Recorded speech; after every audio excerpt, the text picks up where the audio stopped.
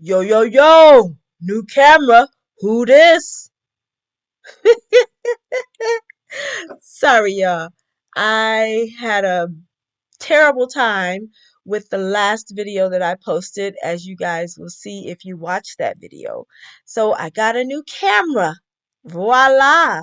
All of today's footage was shot with that new camera, and I have to let you know it's not perfect. I'm still learning. But I wanted to get this out to you guys. So here's the video. This is da da da da da da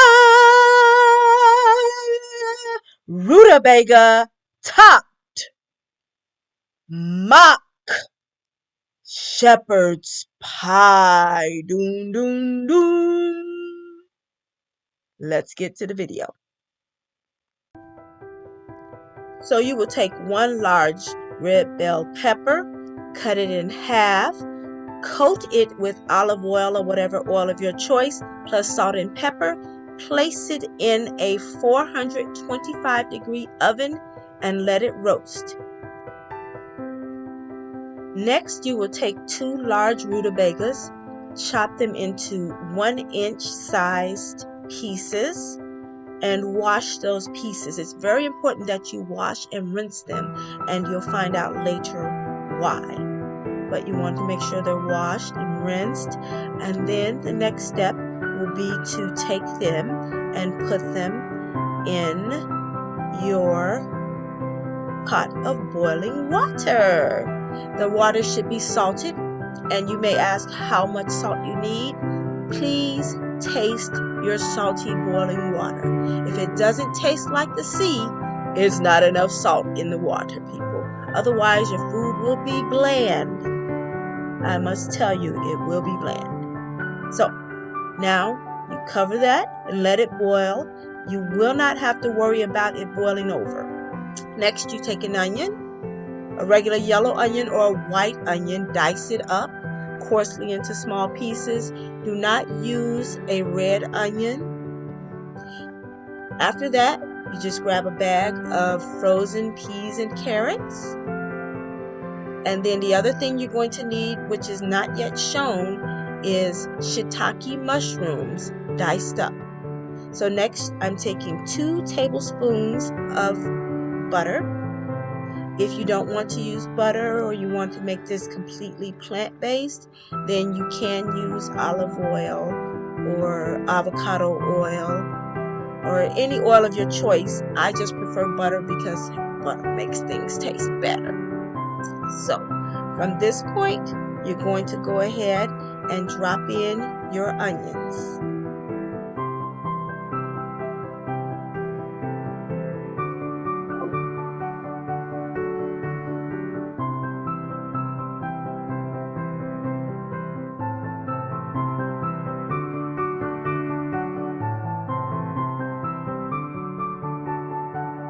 And you will saute these onions for about 3 to 5 minutes until they start to look a little translucent. Then you add your salt and pepper and stir, stir, stir. And you have to season every layer. Unless you have problems with high blood pressure or water retention, you should be able to put a decent amount of salt and pepper in your food at every layer to season and bring out the flavors. Otherwise, season with whatever you choose, your choice.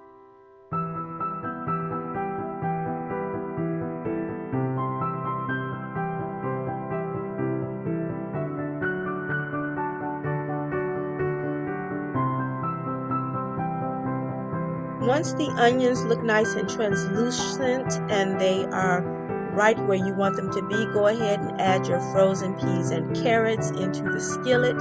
Stir it up nicely, and then this is the trick. The reason you must rinse your rutabagas before you put them in the pot of boiling water. You're going to now, after the peas and carrots have been cooked to your satisfaction, till the carrots are still kind of firm, you're going to take some hot water from that rutabaga water that's boiling, and you're going to add it to the dish. This imparts more flavor from the rutabaga into your dish. And you cover and simmer. Uncover after about 7 to 10 minutes, and we're moving on. You're going to take the red bell pepper that was roasted for 20 minutes in the oven, and you're going to slice it up into little pieces. They look beautiful, don't they? I know.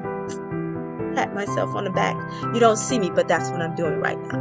Anyway, add those chopped up bell peppers to your blender. I'm using my Ninja today. To those chopped up bell peppers, you are going to add a half of a 8-ounce thing of whipped cream cheese. I don't know why my mind could not get those words to form, but we're not editing because I have to go to sleep, people. I have to go to work tomorrow. Drop that into the container. What I've neglected to say was that I also added 2 tablespoons of melted butter in there, and so I don't know how that footage didn't get recorded, but that's what's also in there, plus a 1/4 cup of the rutabaga water. See the pattern, people? Add that all to the container, put the lid on, and start it up.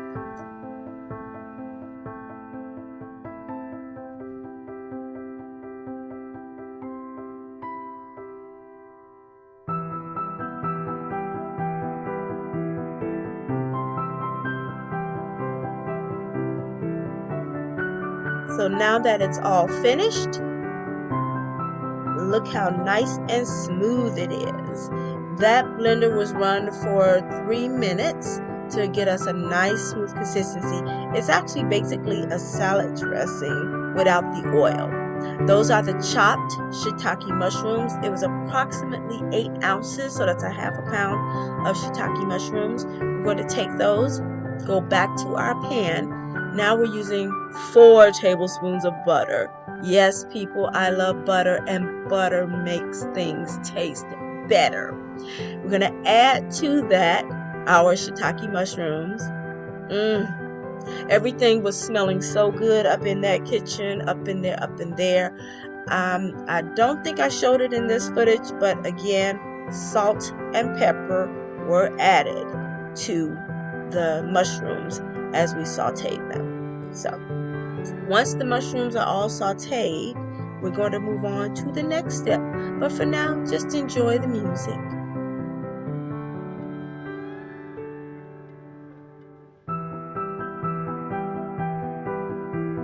To this mixture, we're going to add another 1/4 cup of the rutabaga water.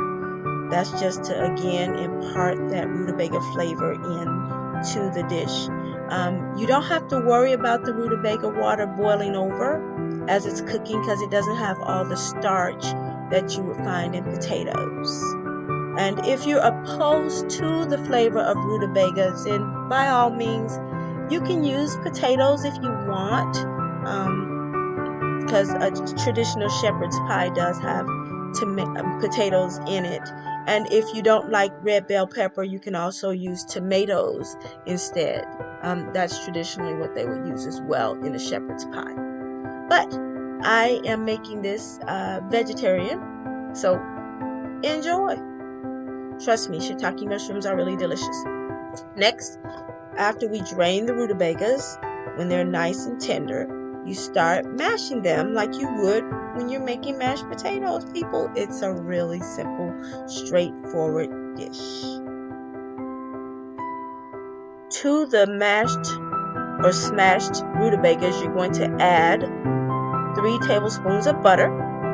Yes, more butter. I can't tell you that there's not a lot of butter in this. There's a lot of butter in this. About a 1.25 cups of butter. But then you're going to take your mixer. If you have a higher quality, such as a KitchenAid mixer, then use that. But you're going to just mix and mix and mix and mix and keep on mixing until things look nice and tender and smooth as you can get them.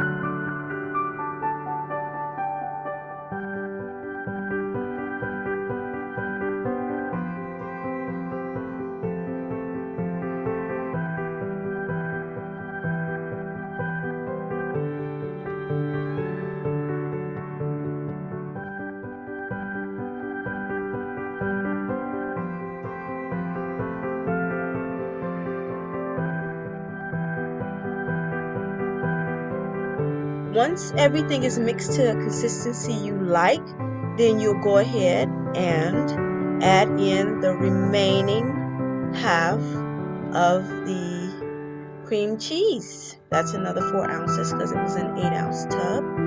Add that in and then mix it again. Just mix it until everything looks nice and smooth and fluffy, just like you would with your sweet potatoes. If you want a looser mixture, which I do not recommend, but if you do want a looser mixture or texture to your potatoes, you can add, you know what, some rutabaga water. I did not do that because I wanted mine to be a little more firm so that it stands up and holds up. And this is the final product, nice and mixed. I'm just stirring it around to show you guys the texture. Hopefully you can see. I know I could feel it, but hopefully you could see. Then you take your dish. You can use a square dish. I'm using a round dish. And you place your vegetables in there. Make sure you drain them beforehand. As you can see, they were in the colander, so make sure they're drained. And then you just mix them all together, your mushrooms with the vegetables that you sauteed in the pan, and everything smells really good. If you want, you could also do chicken or lamb or beef with this if you don't want a vegetarian dish, but I'm doing vegetarian. So now I'm adding the sauce on. Right there I added half of the sauce. And when I mixed it, it didn't seem like everything was coated to my liking. So I wound up going back in and adding another half of what was left.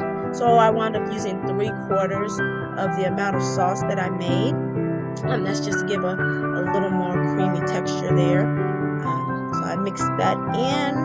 And then after that's all mixed together, you're going to proceed forward with topping it with your rutabaga mixture.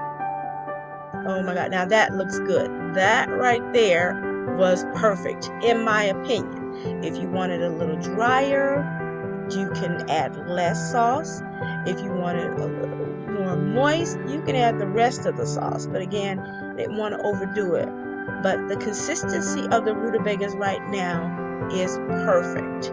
So you're just going to slap those pureed, mashed, mixed, whipped rutabagas into the pan on top of your vegetables, and you're going to spread it all around. And that looks, you can't tell me that that does not look good already, and it hasn't even baked in the oven yet. So the oven is now no longer 425 degrees. Now that oven, you're going to take it down to 350 degrees. Pop this in the oven. Focus. So you can see the sauce is bubbling up the sides as it's cooking. Just wanted to show you guys that. And we're back. This is the finished product. Doesn't that look delicious? I'm going to pick it up and show you guys how it still moves around when it first comes out of the oven. But once you let it cool for about 30 to 45 minutes, it will be perfect. Nice, set, solid. Not solid, but like a casserole would be, and ready to eat. Bon appetit, mon chéris. Bon appetit. No, it's not mon chéris. It's mes chéris. But anyway, whatever it is, enjoy. I'll catch you next time. Make sure you subscribe, like, share. Help me grow my channel, people. Mwah! I love you all. Bye.